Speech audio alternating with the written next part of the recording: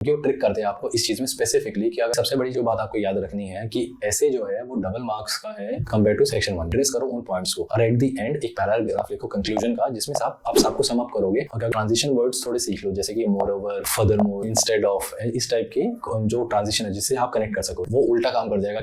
Welcome back to the channel guys, I hope you doing absolutely fine. आप जहां पर भी हैं, तो आज की हम वीडियो में बात करेंगे how I got my CLB 9 in IELTS exam, यानी कि 8777 score in terms of bands, और कैसे आप भी आराम से पा सकते हैं within 7 to 10 days of practice and with some tips of mine. Without wasting any more time, let's get into the video. IELTS दो टाइप के होते हैं, एक जनरल ट्रेनिंग और एक होता है एकेडमिक। जनरल ट्रेनिंग होता है usually people who are going for work permit या फिर अगर आप कनाडा के PR के लिए अप्लाई कर रहे हैं। वेयरएज एकेडमिक होता है जो आप just for study anywhere like Canada, US, whatever this countries are, UK and all. Also IELTS exam आप ऑनलाइन या ऑफलाइन दे सकते हैं। ये तो हो गया IELTS का ओवरव्यू। अब बात कर लेते हैं कि ये आपको कैसे टेस्ट करते हैं, यानी कि किस तरीके के टेस्ट होते हैं इसमें IELTS एग्जाम में, जिससे आपकी इंग्लिश का पता लग सकता है। तो इसमें टोटल 4 तरीके के टेस्ट होते हैं, जिसमें एक होता है स्पीकिंग आपका, जो एक अलग डेट पे होता है, और जो आगे वाले 3 टेस्ट हैं यानी कि लिसनिंग, रीडिंग, राइटिंग, वो आपके एक दिन डेट पे शेड्यूल होते हैं, चाहे आप ऑनलाइन या ऑफलाइन एग्जाम दे रहे हो, डजंट मैटर। और अगर आपको किसी यूनिवर्सिटी के लिए अगर अप्लाई करना है इन कनाडा, हम एग्जांपल लेके चल रहे हैं, तो यूनिवर्सिटी आपको एटलीस्ट आपसे मांगती है 6.5 overall band in academics, not general training. Academics जो हमने स्टडीज के लिए बात करा था कि स्टडीज के लिए एकेडमिक यूज होता है। अगर आप कॉलेजेस में जाते हैं तो कॉलेजेस कई बार कम पे ले लेते हैं, एक्सेप्ट कर लेते हैं। ओवरऑल वो 6 पे ले लेते हैं और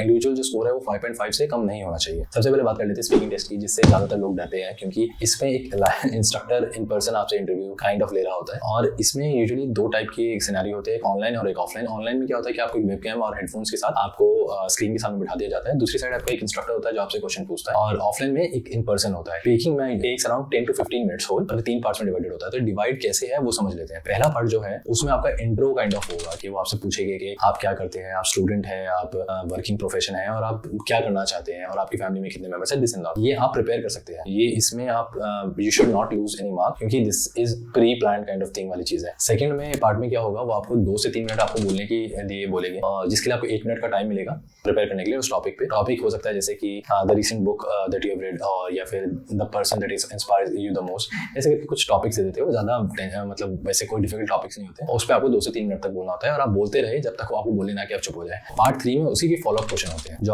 आपको टॉपिक मिला था सेकंड पार्ट में, उसी के फॉलोअप क्वेश्चन थर्ड पार्ट में होगा। जैसे कि आपने बोला मैंने ये वाली बुक पढ़ी थी और मेरे को ये बहुत अच्छी लगी, दिस एंड दैट, जो भी है, तो वो पूछ ले कि अच्छा वो बंदा आपको, उस कैरेक्टर वो आपको क्यों अच्छा लगा, क्या वो आपको अच्छा लगा, वो ऐसे इस टाइप के फॉलोअप क्वेश्चंस होते हैं पार्ट 3 में। तो इसके लिए मैं टिप्स आपको जो दूंगा, एक तो आप रिलैक्स रहिए। आई नो कि बोलना बहुत आसान है, but when in person you go you get a bit nervous, right. But relax रहने का रीजन ये है, अगर आप रिलैक्स रहेगी तो आप ग्रामर नहीं करोगे या क्लियरली प्रोनाउंस कर पाओगे वर्ड्स को, क्योंकि IELTS स्पीकिंग में प्रोनाउंसिएशन के भी मार्क्स होते हैं कि आप किस तरीके से किस वर्ड को बोल रहे हैं, कितनी प्रोफिशिएंसी के साथ बोल पा रहे हैं। तो ये भी एक मैटर है। दूसरी चीज ये है कि रिलैक्स रहोगे तो दिमाग ढंग से चलेगा, क्योंकि सब सेकंड पार्ट में आपको सोचने के लिए बोलेंगे टॉपिक्स पे। You will be able to think and organise your thoughts in a way that you can speak in front of that IELTS instructor in a clearly way. तो उनको ये लगना चाहिए कि आप सोच सकते हैं इंग्लिश में, सबसे बड़ी बात ये है। और कॉम्प्लेक्स वर्ड्स यूज करना चाहिए, बट ये नहीं है कि कुछ भी वर्ड्स कहीं पे भी यूज कर दिया जाए। ये नहीं है कि आपने कोई नया वर्ड सीखा हो, आपको किसी ने टिप दे दिया नया वर्ड्स ये सीख के चले जाओ, ये नहीं किसी को कहीं भी घुसा दिया, वो उल्टा काम कर जाएगा, क्योंकि उनको लगेगा कि आपको वर्ड्स यूज नहीं करना आते। प्ले से अच्छे वर्ड्स यूज करें, क्योंकि उसके मार्क्स ज्यादा रहते हैं, बट इसका मतलब ये नहीं कि कोई भी वर्ड कहीं पे भी यूज कर दिया जाए। तो ये चीज भी ध्यान में रखना है आपको while speaking in the IELTS, and try not to use simple words like good, easy. जैसे उन्होंने पूछा how was your day, don't say it was good, use some good words like it was interesting, ऐसे कुछ type के words use करो, ताकि उसको लगे कि that you have some vocabulary and you have some command over the language. तो ये तो हो गया स्पीकिंग टेस्ट। अब चलते हैं अपने LWR पे, यानी कि listening, reading and writing, listening, writing and reading, LWR। तो लिसनिंग टेस्ट को सबसे पहले लेते हैं, and I think it's one of the most boring test out of all, I think. But problem क्या है, लोग इसको इतना इजीली ले लेते हैं, इतना फॉर ग्रांटेड ले लेते हैं कि वो गलती कर बैठते हैं कि नहीं ये तो मेरे को आता है। और सेम इसमें भी 3 पार्ट्स में ही डिवाइडेड होता है, and it gets difficult as you go like from one section to another. So first part जो होगा, सेक्शन 1 जो होगा, वो इजी होगा, सेक्शन 2 उससे हार्ड होगा, सेक्शन 3 उससे हार्ड होगा। तो आपको क्या गलती नहीं करनी है, टिप्स जो है वो सेक्शन 1 जो है आपको वो बहुत ईजी होगा, बट आपको ये नहीं कि पूरी कन्वर्सेशन नहीं सुननी है और आपने सीधे देखा हाँ ये वाला मेरे को लग रहा है, सीधा टिक मार दिया। एग्जाम्पल के तौर पे एक चीज देखते हैं। मान लो कि उन्होंने क्वेश्चन पूछा कि ये होटल कितने बजे खुलता है, उसमें ऑप्शन है 6 बजे, 7 बजे, 8 बजे। तो आपने सुना कि हाँ ये होटल 6 बजे खुलता है और आपने टिक मार दिया, आपको लगा 6। बट वो बात क्या कर रहे थे, वो बात ये हो रही होगी फॉर एग्जाम्पल कि ये होटल 6 बजे खुलता था बट अब 7 बजे खुलने लगी। तो पूरी कन्वर्सेशन कन्वर्सेशन अगर नहीं सुनोगे 6 बजे खाली सुना और टेक मार दिया तो हो गया 0 नंबर। तो वो चीज आपको ध्यान रखना है। और पार्ट सेकंड में आपको ये ध्यान रखना है कि अगर आपका कोई पार्ट, क्योंकि वो थोड़ी सी कन्वर्सेशन फास्ट होती जाती है कई बार, तो अगर आपका कोई पार्ट छूट गया है तो ये नहीं आप उसमें सोचने में लग रहे हो और आगे का निकल गया, क्योंकि कन्वर्सेशन चलती रहती है, रुकती नहीं है आपके लिए। आपको बाद में 1 या 2 मिनट मिलता है आई थिंक कि आपको ट्रांसफर करना पड़ता है क्वेश्चन, उसमें आप उसको सोच सकते हो कि उस टाइम क्या बात हुई थी। या फिर अगर आपको कोई डाउट लग रहा है तो आप रफली उसमें पेंसिल से लिख लो और उसको क्या कहते हैं परमानेंट बाद में कर लेना, अगर आपको if you are sure about it. तो ये टिप्स है लिसनिंग के लिए। And biggest of all of it is listen to the whole conversation till the and.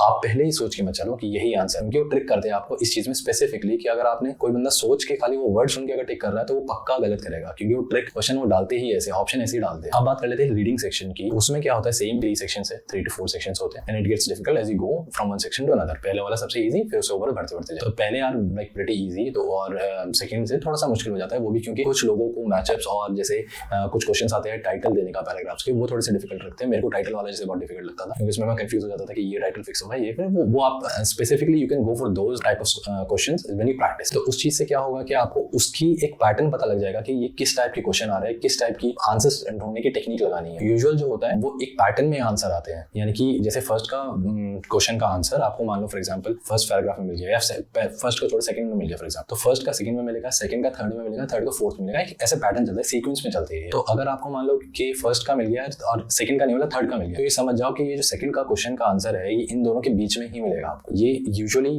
एक पैटर्न होता है रीडिंग टेस्ट। तो ये चीज हमेशा ध्यान में रखना और practice at least 2 to 3 test every day, reading and writing together, क्योंकि ये जो 2 टेस्ट है ये दोनों हमेशा साथ में होते हैं। मतलब लिसनिंग होगा तो सारा एक ही दिन में, बट लिसनिंग आपका एक एग्जाम एक बार में हो जाएगा, फिर आपको गैप मिलेगा, फिर रीडिंग और राइटिंग आपको लगातार मिलेगी। तो आपको करना क्या है कि आपको ये हमेशा प्रैक्टिस करनी है कि दोनों टेस्ट आप एक साथ करो, ताकि आपका जो दिमाग है उस तरीके से ट्रेन हो कि आप थको ना जस्ट रीडिंग करके। आपने आप प्रैक्टिस में तो खाली रीडिंग करना, राइटिंग करना, तो आप उसमें उसके लिए ट्रेन नहीं हो। तो ये चीज आप हमेशा ध्यान में रखना। अब बात कर लेते हैं राइटिंग सेक्शन की, जो कि सिर्फ 2 सेक्शंस में डिवाइड होता है, नॉट 3 इन दिस केस। उसमें यूजुअली क्या होता है, पार्ट 1 में आपसे पूछा जाएगा एक लेटर लिखने के लिए इनफॉर्मल या फॉर्मल, और पार्ट 2 जो होगा उसमें ऐसे आपको लिखना होगा। तो इसमें सबसे बड़ी जो बात आपको याद रखनी है कि ऐसे जो है वो डबल मार्क्स का है कंपेयर टू सेक्शन 1, यानी कि लेटर। यानी कि अगर लेटर 5 मार्क्स का है तो ऐसे 10 मार्क्स का होता है, उसका डबल वे होता है। तो focus more on essay writing, practice more on essay writing than letter, I would say. But इसका मतलब ये नहीं है लेटर में आपको प्रैक्टिस नहीं करनी, बट ये जो टिप्स है जो मैं बता रहा हूँ ये दोनों में काम करती है। आपको करना क्या है, पैराग्राफ राइटिंग करनी है। एक तो पहला आपको इंट्रो लिखना है, दूसरा बॉडी और तीसरा कंक्लूजन। सेम लेटर या ऐसे दोनों में आपको पहले क्वेश्चन को एड्रेस जरूर करना है, पहले पैराग्राफ में रिफ्रेश पैराफ्रेजिंग करके या रिफ्रेश करके, और उसमें आपको अपना तरीके से ओपिनियन क्लियर कर देना है कि मैं किस टॉपिक पे जाऊंगा, मतलब किस चीज पे जाऊंगा। अगर ऐसे है फॉर एग्जांपल, अगर आपसे पूछता है इंटरनेट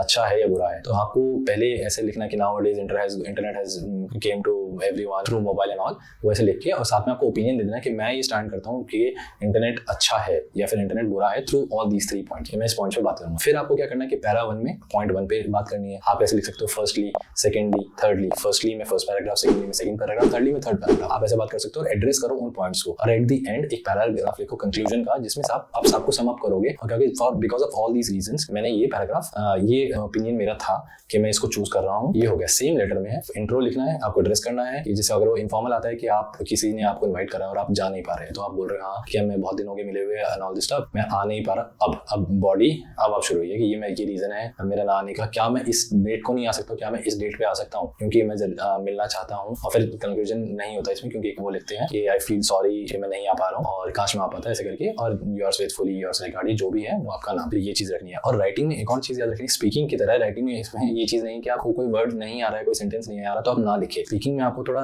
केयरफुली यूज करने हैं वर्ड्स। राइटिंग में क्या है, कॉम्प्लेक्स सेंटेंस ट्राई करने के भी मार्क्स मिलते हैं। आपका सही हो या ना हो वो एक अलग बात है, आपको ट्राई जरूर करना है। आप ट्राई करोगे, गलत हो जाए अलग बात है, आपको 0 नहीं मिलेगा, उसमें कुछ नंबर तो मिलेगी, क्योंकि कॉम्प्लेक्स सेंटेंस यूज करने के कुछ पॉइंट्स एक अलग से एक सेक्शन रहता है। क्या एक होता है वोकैबुलरी का, क्या आपकी वोकैबुलरी कितनी अच्छी है, तो इसलिए आपको एक ही वर्ड बार बार यूज नहीं करना है, सिंपल वर्ड यूज नहीं करना है। कॉम्प्लेक्स सेंटेंस का यूज करने का तरीका मतलब कोशिश करनी है, और तरीका सही होना चाहिए कि सही जगह पे यूज करें। और ट्रांजिशन वर्ड्स थोड़े सीख लो, जैसे कि more over, further more, instead of, इस टाइप के जो ट्रांजिशन है जिससे आप कनेक्ट कर सको। जैसे ब्रिजिंग वर्ड भी कह सकते हो, आपके एक चीज को दूसरी चीज से कनेक्ट कर सको कि ये ऐसा है लेकिन बट की जगह आप इंस्टेड लिख सकते हो। इस टाइप की, मतलब वो डिपेंड करता है कि सिनेरियो क्या है, ये क्वेश्चन क्या है, इमोशन क्या है उस सेंटेंस का। तो ये चीज अगर आप करोगे, और हमेशा टाइमर के साथ ही टेस्ट को करो। रीडिंग, लिसनिंग या राइटिंग जो भी हो, एक टाइमर साथ में चलाओ और फिर टेस्ट करो जब भी सैंपल पेपर करो, क्योंकि वो टाइमर ही वो प्रेशर में आप काम कर पाओगे नहीं कर पाओगे वो डिसाइड करेगा कि आप असली में टेस्ट में ऐसा परफॉर्म कर रहे हो। क्योंकि घर में तो आप रीडिंग फॉर एग्जांपल आपका 1 घंटे का है और आपने सारे सही आंसर निकाल भी दिए, बट आप आप 1.5 या 2 घंटे ले रहे हो तो it doesn't make sense, right? तो आपको उस टाइम में ही वो चीज कंप्लीट करनी है, तो हमेशा टाइमर के साथ ही काम करना, ये भी एक टिप मैं देना चाहूंगा। और 7 to 8 डेज अगर आप